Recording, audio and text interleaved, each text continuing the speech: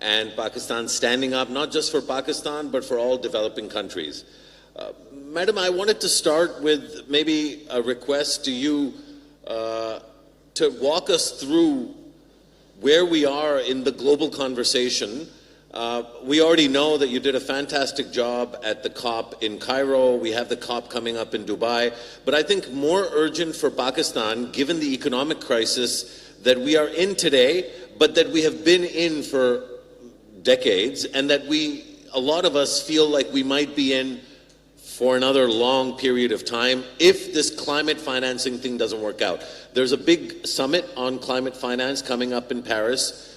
I think most everybody here is delighted that you're leading this for us, but the developing countries don't seem to be particularly serious, because on the one hand, there's talk about a change to the global architecture.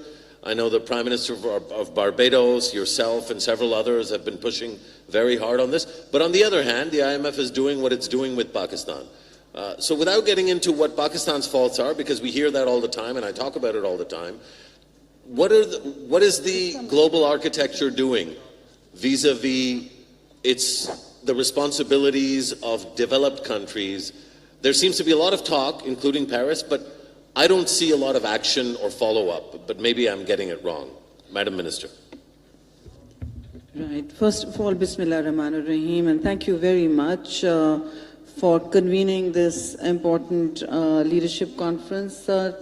Big thank you and congratulations as always to Nutshell Conferences and its leading spirit, Asfar. Everybody knows him as Asfar, and I hope you continue to do this for Pakistan and for business, as well as, even governments profit from your ability to build such important intellectual capital and critical mass on issues of real public importance. So now, coming back to Musharraf's question, and he always provokes thought, if nothing else. My response to that is, first of all, you are very right to ask if the developed world is making any serious strides towards financing climate, both for itself and for the rest of the world. Now, the June conference, actually, it is hosted by President Macron in France, is a very crucial initiative for reorganizing the Bretton Woods financial architecture, which really was responding to the 20th century's challenges after the Second World War. And I think it responded well for its time.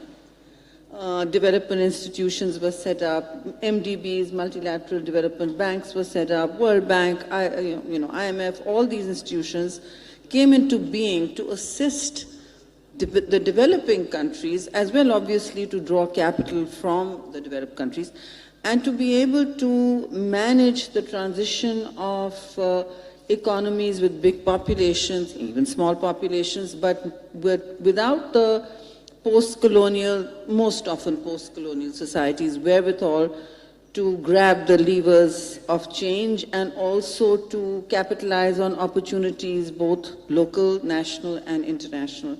So this conference is about basically resetting the global financial architecture, not just for climate, but climate has made an entry into financial obligations of the global north at a level that it has clearly become, in the current situation, impossible to finance. And the important questions are that, in my view, I think we were able to raise the level of that discourse very effectively at COP27, because we used the opportunity that in all political situations, critical mass, that is numbers and ability to keep a consensus amongst competing parties, conference of parties, was the G77 plus China's leadership that fell to us.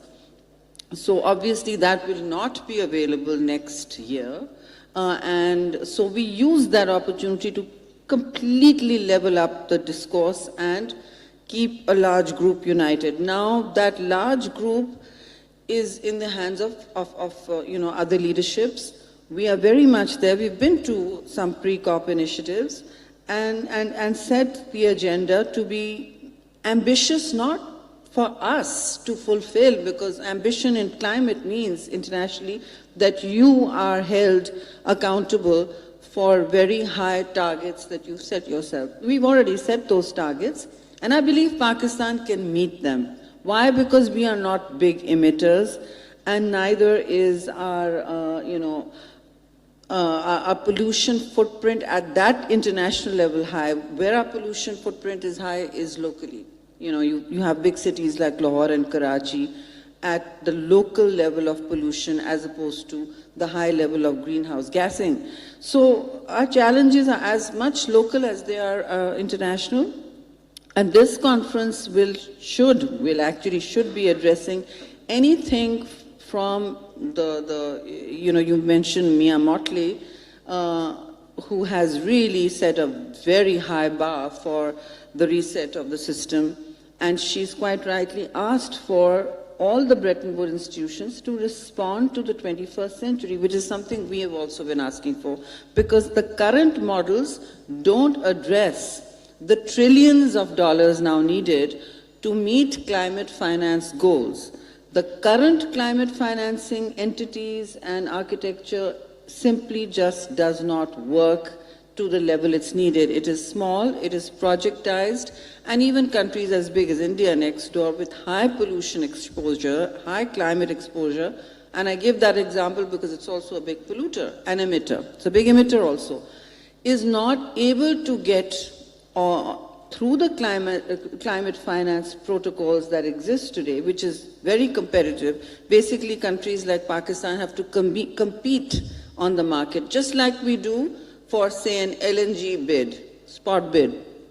So we compete for both energy to sustain our economy as well as just small projectized financing.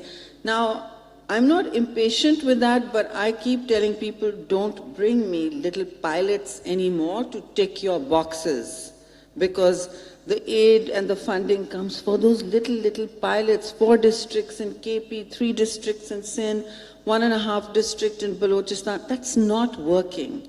And when those pilots are successfully completed, Musharraf, you know this better than I do, the whole thing packs up, the money is spent, the box is ticked, a little bit of awareness and enabling has happened, but those, even the small economies that were perhaps given some incentive to change, have to go back to business as usual, because beyond their seed money, they were not all taught how to fish. They were mostly given the fish, except for the women. They carry on finding sustainable ways. Everywhere that's the case, everywhere.